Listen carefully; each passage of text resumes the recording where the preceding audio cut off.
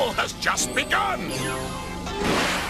Hello, and welcome to another RobotnikIsSexy show.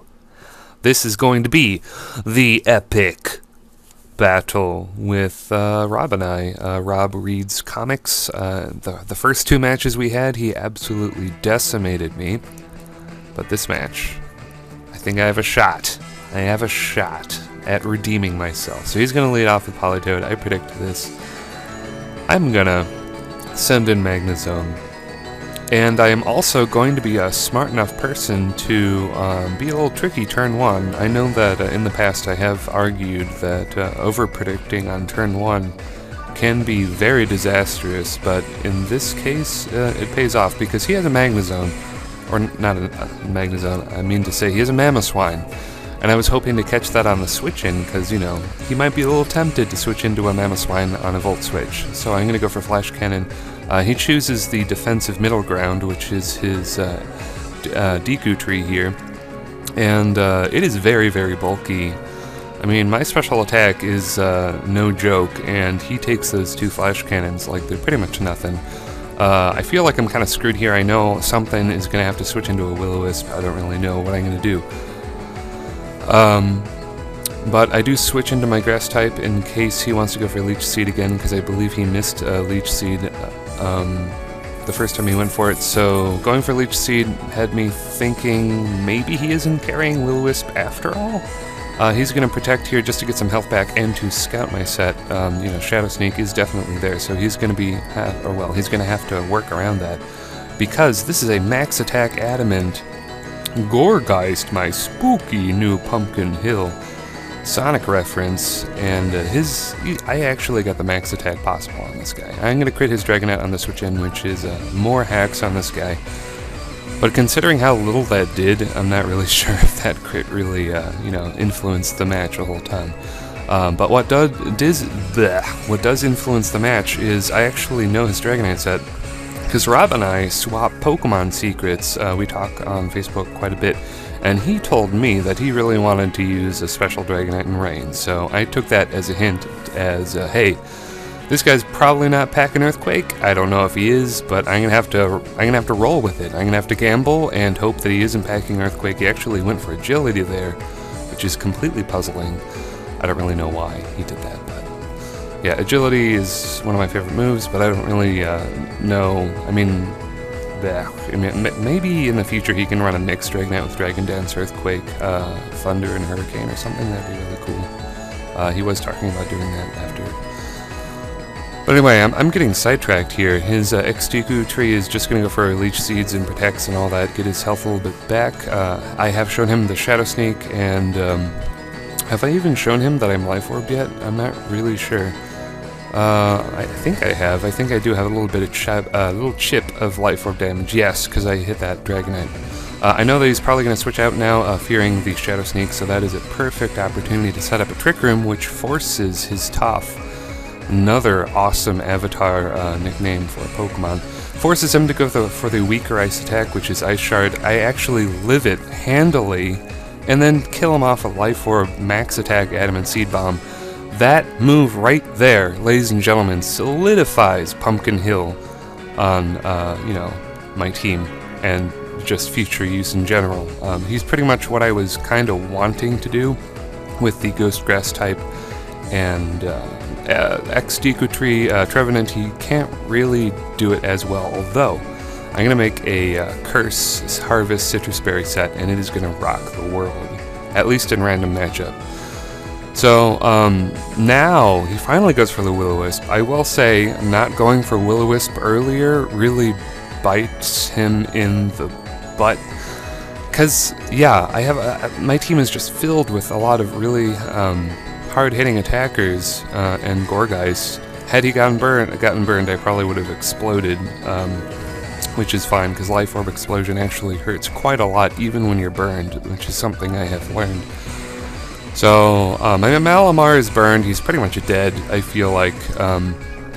So I'm going to go into Pumpkin Hill. Unfortunately, the dimensions are going to return to normal, which is really unfortunate because I would have liked to, kill this guy with Explosion or a Seed Bomb. I actually did click Explosion. I was thinking maybe he would fear my speed or something and go into his Dragonite, and then I can go, what the fuck, boom, and blow up his Dragonite, and that would be beautiful. But he doesn't do that. His Toad is actually timid max speed, I believe, so that, rules that possibility out. I'm going to go for Volt Switch, thinking he might switch out to save some health on his Politoed. Stays in, goes for Focus Blast, hits Malamar. I love this guy. He gets a special defense boost from the Focus Blast. So good. So good. Even though he's burned, he's crippled, he's not going to really do anything more in this match, I feel like, unless he does. I mean, he should be dead weight at this point, but he's actually doing something while he's burned. Malamar, you bastard. So I'm going to get that Trick Room up, which actually, this is funny. His Vaporeon anyway is going to be slower than me, so Trick Room actually helps him out instead of me, which is another reason I would like a new Malamar with less speed IV, because I do have the Brave Nature, but I still outrun a lot of stuff. But then again, Malamar's speed is, what is it, like 80 something? He's kind of a bad Trick Roomer, but he's slower than fast things, but not slower than Vaporeon, so that's good for future reference. I don't know. So I'm gonna definitely shoot myself in the foot here, but he is using Wish, so I'm definitely gonna stay in, go for another superpower. My attack is only -1 right now because I used superpower already. Go for it again. You're not gonna get healed up, Politoed. No. Get out of here. You're out. Go. Get out of the field. You're done. You're done. Yeah. Done. So superpower takes him out of my I'm at +0 attack, +2 defense, +1 special defense. So maybe I can kill something else, although it's quite doubtful, especially since I provided him that Trick Room, which allows his Vaporeon to kill me. Which Vaporeon is a bulky son of a bitch, so even +0 that attacking Vaporeon would do nothing. But I do have my handy Magnezone here. Trick Room is still up, but this is actually really interesting. Because Trick Room is up, I am a Scarf Magnezone, if you remember. While Trick Room is forcing me to be slower, this gives me switch advantage, and I know that Trick Room is going to end the next turn, so I can get the switch advantage into Noivern, who is fast as balls. Rain is going to end, and it's never coming back because his Toad is dead, and the dimensions are going to end. So now he's got no choice but to take a Draco to the face. So this is absolutely perfect for me, and I was so close to not sending Noivern in. I actually wasn't even counting the turns. I just had a gut feeling. I was like, it's been a while. Trick Room didn't end last turn, it's probably going to end this turn. So I send out Noivern, cross my fingers, and voila, beautiful. I do land a crit with Draco Meteor. I'm really not sure if that mattered. I don't know what his EV build on his Vaporeon is, but most of them do run max defense, so I am Specs, so probably didn't matter. I'm gonna just continue to Draco Meteor his wounded Dragonite here. I'm only at -1 thanks to my choice specs, so yeah, that's gonna be enough to take him out with the super effective. And now his last Pokemon is Magnezone. And I'm just going to switch into some other Pokemon because, I need to switch out because I am locked into Draco Meteor at -3 special attack, so that's not going to work out. Switch into Magnezone. He is the absolutely perfect death fodder. Takes just enough damage from Thunderbolt to die to a burn. So good job, Magnezone. You have provided me a free switch into Absol.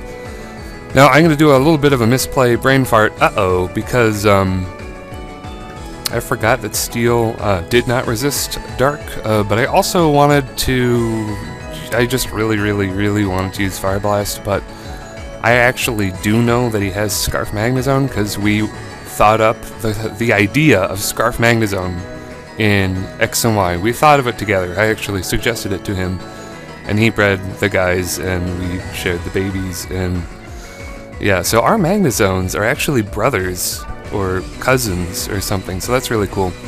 Anyway, Absol's just gonna die like a bitch, as it is likely to do.